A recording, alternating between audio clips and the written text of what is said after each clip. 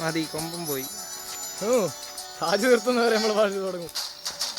അവസാനം അതിനെ പോക്കി കൊണ്ടുപോയി വരും.